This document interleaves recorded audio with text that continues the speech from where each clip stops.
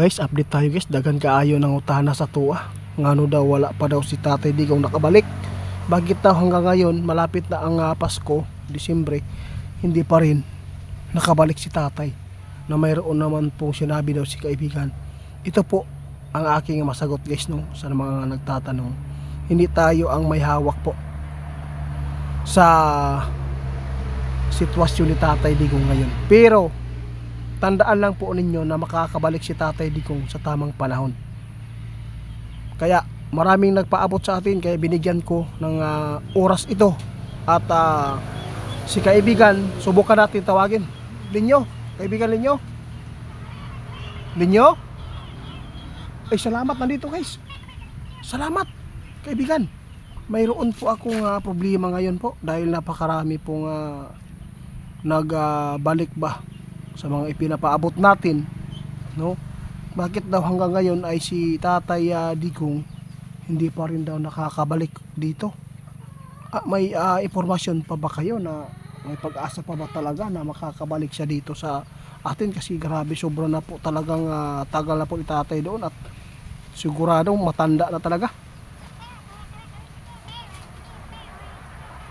Naaawa sila dahil po daw natakot sila baka daw maabutan po ng kamatayan doon sa Hagi. Ano po, may impormasyon po ba kayo na maganda dyan para naman po sa mga tao daw na nakasuporta sa mga Duterte? Huwag kang humingi ng tawad kaibigan. Hindi naman po tayo ang may hawak kasi may ano talaga sa buhay ng isang tao, mayroon talagang mas nakakahigit pa dito na nakakaalam, di ba? Pero kahit good news na lang daw kaibigan, kung may pag-asa pa ba. Kapit tayo guys, sabi ng ating kaibigan, sa lahat po ng makapanood sa amin, hindi daw nawalan si kaibigan, no? Makakabalik talaga si Tatay Digong dito. Tandaan lang po ninyo yan guys, ang sinabi ng ating kaibigan, no? Huwag kayong malungkot kung hindi man nakakabalik pa si Tatay. Balang araw makakabalik yan. Hindi nawalan si kaibigan ha, sinabi po ngayon na makakabalik pa.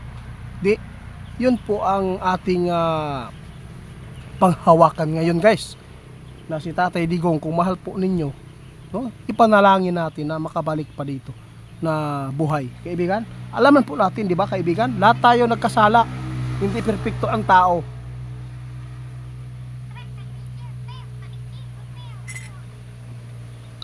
Ito lang po ang ating mapaabot. Alam po niyo guys, si Tatay Digong, kitang kita ng ating kaibigan, unti-unti na sanang mawalan ng bisa ang kanyang kaso. Ngunit may mga tao talaga guys na gustong iluklok si Tatay Digong sa kanyang kinaroroonan, na ayaw talaga ng mga tao talaga na makakabalik si Tatay Digong dahil po sa kaso na kinaharap nito ngayon. Marami talagang tao na gusto talaga na maghirap magdusa siya doon dahil sa galit. Pero guys, alam po niyo ang sinabi ng ating kaibigan,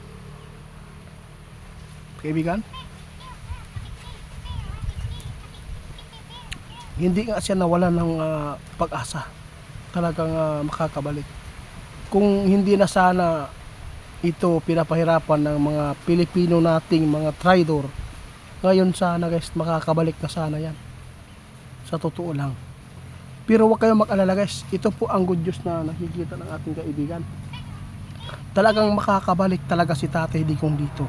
Hindi natin alam, sa Disyembre, di ba kaibigan?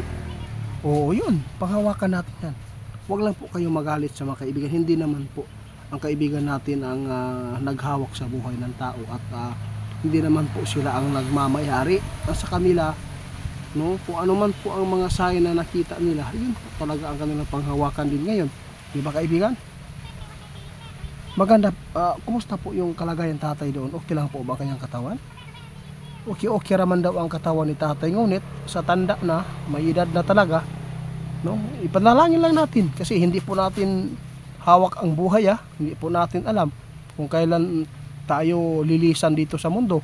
Pero ang ating gawin dito, kung ano man po ang inyong suporta, sana ay hindi magbabago. Di ba kaibigan? Salamat po sa mga nakaintindi sa amin, no?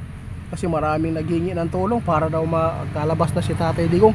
Wala tayong karapatan dyan, guys, na yun po ang gagawin, no? Kasi sabi po ng kaibigan natin, mayroon pong mas nararapat na maghawak ng kanilang buhay o sitwasyon ngayon na nararanasan, no? Ang Panginoon talaga. Di ba kaibigan? O, kung ano man po ang impormasyon na nakuha niyo sa social media, huwag po agad paniwalaan, ha? Ang sa atin ngayon, tulungan na lang natin na sana ay makakabalik. Tandaan lang po ninyo ang sinabi ng ating kaibigan kanina na hindi nga sila nawala ng pag-asa. Kaya sa lahat ng mga nagtatanong kung mabuti pa ba ang kalagayan ni Tatay, bumubuti naman po daw. Minsan po ay humihina, minsan din po ay lumalakas. Kaya hindi natin hawak ang buhay. Sana makakabalik. Sana po guys nagustuhan po ninyo itong sagot ng ating kaibigan, lalo na sa balita niya ng good news. Hindi nawalan si kaibigan, ha? Tandaan po niyo yan. Ibig sabihin nito, makakabalik talaga si Tatay, di ba? Sige, magmamadali si kaibigan guys.